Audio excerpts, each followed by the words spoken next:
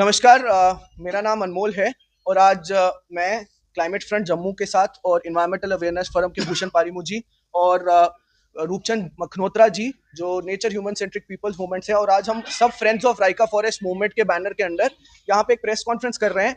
होने को तो आज नया साल है और आज मुबारक का दिन है, लेकिन हम लोग जो बात रख रहे हैं वो मुबारक वाली नहीं है। लगभग 5 साल से लगातार राइका को लेके एक मूवमेंट चलती आई है, जिसमें जम्मू के लोगों ने साफ साफ बता दिया है कि हम लोगों को राइका फॉरेस्ट हमारे लंग्स की तरह लगता है।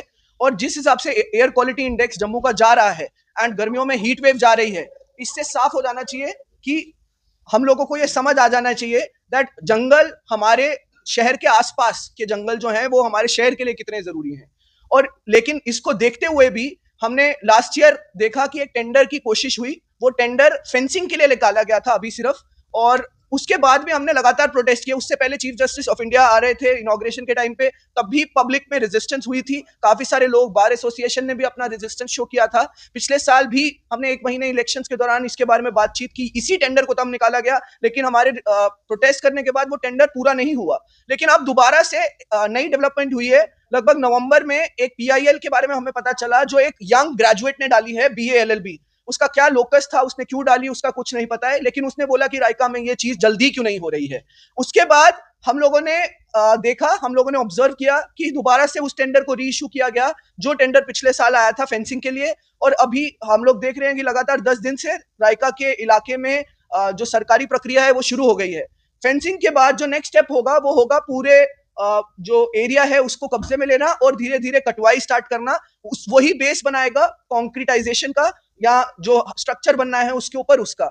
हम ये बताना चाहते हैं कि ऑलरेडी कटरा अमृतसर एक्सप्रेसवे में राइका फॉरेस्ट और हमारे बहुत सारे पेड़ जो हैं हमारे इलाके के वो कट चुके हैं, और बहुत सारी डेवलपमेंटल एक्टिविटीज में कट चुके हैं। लेकिन यहाँ पब्लिक ने रेजिस्टेंस शो की थी, और अगर ये शो की थी जैसे अरावली में आज शो कर रहे हैं लोग, तो जम्मू के लोग और जम्मू के एडमिनिस्ट्रेशन इस डिसीजन को सीरियसली क्यों नहीं ले रही है। इसी के साथ एक और इंपॉर्टेंट चीज ये है दैट हाईकोर्ट में अभी कंस्ट्रक्शन चल रही है, नए कोर्ट रूम्स बन रहे हैं, जो करंट हाईकोर्ट है जानीपुर में, तो फिर भी इसको उधर ही पुश करने की जरूरत क्यों है। जब लोगों ने अपनी एक एग्रीमेंट दिया है, लोगों ने अपनी एक आवाज रखी है, तो उस आवाज को हम लोग आगे क्यों नहीं उसको सीरियसली ले रहे हैं। बस यही सवाल हमारा पूरे जम्मू की पब्लिक से भी है। हम अब आगे भी इस चीज को पब्लिकली रेजिस्ट करेंगे, हम लोग अपना रिजेंटमेंट शो करेंगे जैसे हम करते आए हैं। और इसी के साथ हम लोग ये बताना चाहते हैं कि हम जम्मू की पब्लिक का साथ चाहते हैं। देखिए, हमने अपनी तरफ से इन्वायरमेंटलिस्ट ने बहुत कुछ कर लिया है, लेकिन अब जनरल पब्लिक को भी साथ में आना होगा और राइका को बचाने की कोशिश करनी होगी।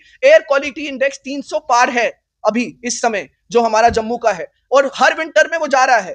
300 पार सीवियर कैटेगरी में आता है। हम वेट करेंगे कि दिल्ली का 800 पार हो तब हम लोग जागे। आई थिंक हमें अभी तब वेट नहीं करनी चाहिए। अब मैं भूषण पारीमू सर जो हमारे साथ के इन्वायरमेंटल अवेयरनेस फोरम के हैं, मैं चाहूंगा कि वो अपनी 2 बात रखें इस मुद्दे पे। जैसे अभी अनमोल जी ने कहा कि पोल्यूशन बढ़ रहा है, पोल्यूशन एक्चुअली 400 से ऊपर हो गया है, और हमारी भी ये मतलब है कि अभी मॉनिटर्ड होता है। जैसे अभी दिल्ली में कुछ महीने पहले अमेरिकन एम्बेसी कुछ बताती है, हमारी गवर्नमेंट कुछ बताती है। यहाँ भी इन लोगों ने टेम्पर किया है इन मशीनों को, जो सही आना है वो नहीं आता। रही है बात, हमारा जम्मू जो था इसमें जो लंग्स थे, ये 60 स्क्वायर किलोमीटर एरिया था। बहुरख रामनगर रख 30 स्क्वायर किलोमीटर था, बख्शी नगर था 15 स्क्वायर किलोमीटर, और फिर यह हमारा सुंजवा का था कम से कम 35-40 स्क्वायर किलोमीटर लग, जहाँ पे जंगल थे और ये जंगल सब तबाह हो गए हैं। अब ये बात है कि कंटेम्प्ट ऑफ कोर्ट कहते हैं। कंटेम्प्ट ऑफ कोर्ट जो होती है वो जजों के लिए भी होती है और हम लोगों के लिए भी होती है। इस केस में कंटेम्प्ट ऑफ कोर्ट होता है क्योंकि एनवायरमेंट अवेयरनेस फोरम जिसको मैं रिप्रेजेंट करता हूँ, 96 में से ही सुप्रीम कोर्ट ने मुझे कहा था कि आप हिंदुस्तान का स्टेटस बताइए कि यहाँ फॉरेस्ट कितना है। मैंने 790 पेज की रिपोर्ट दी, आज भी चल रहा है, जिसका वो बार बार रेफरेंस देते हैं हमारे 96 के आर्डर को। उस वक्त हमारा सारे हिंदुस्तान में 12 स्क्वायर किलोमीटर 12% फॉरेस्ट था, जबकि हिमालय में पहाड़ी इलाकों में 66% फॉरेस्ट होना चाहिए, प्लेन में 33% होना चाहिए। आज हमारा 11% है। अगर हमारा 11% है तो कटाते क्यों है? अभी उन्हीं वक्त में हमारे उसी केस में जस्टिस कृपाल को रिप्रेजेंट किया नागालैंड वालों ने, जी हमारे से लकड़ी चोरी होती है, दूसरी स्टेट हमें नहीं जाने देती। तो जस्टिस कृपाल ने कहा, give in writing article 356 is there,